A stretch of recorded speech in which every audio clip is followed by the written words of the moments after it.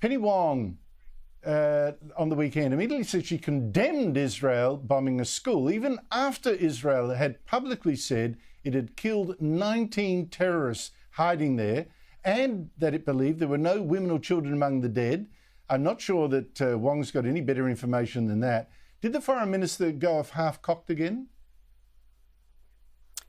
Well, I think so, yes. I think there's a tremendous imperative always to say something straight away, but the facts are tremendously contested and shrouded in uncertainty in these matters.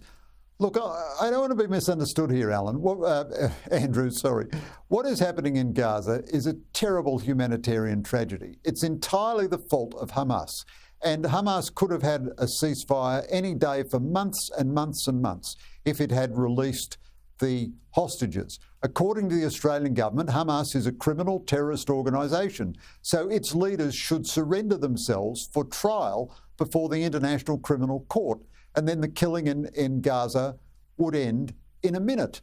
But in any event, in commenting on a specific matter, the Foreign Minister should wait until the facts are established. But every single thing the Albanese government does these days is just crass domestic politics.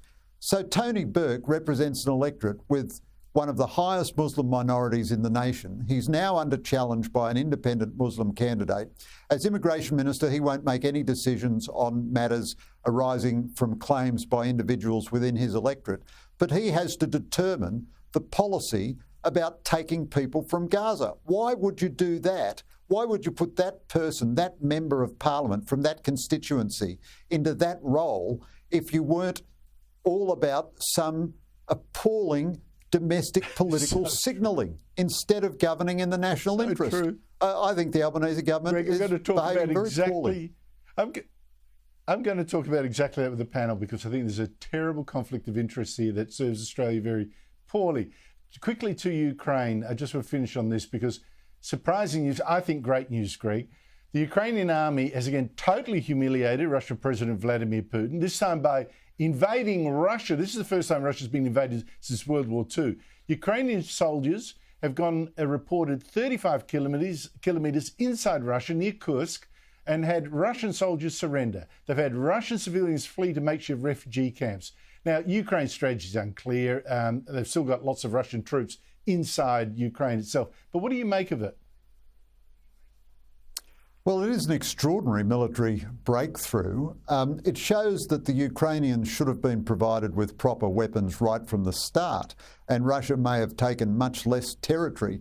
I mean, it seems to me, unpalatable as this is, eventually we're going to have a ceasefire in place at some point, and Russia will keep some of the territory that it's illegally occupied. I just don't think there's any way you can get out of that, and I'm 1,000,000% with Ukraine. What they've just done, though, gives them a much better negotiating position. And if the West, the US and the Europeans had supplied them with decent weapons right from the start, they would have lost less territory, lost fewer people, and they'd be in a stronger negotiating position. But this advance into Russian territory puts them in a stronger negotiating position now. And I hope soon that the two sides do get to negotiations. It's terrible humiliation for Vladimir Putin, who so deserves it. Greg Sheridan, thank you so much for your time.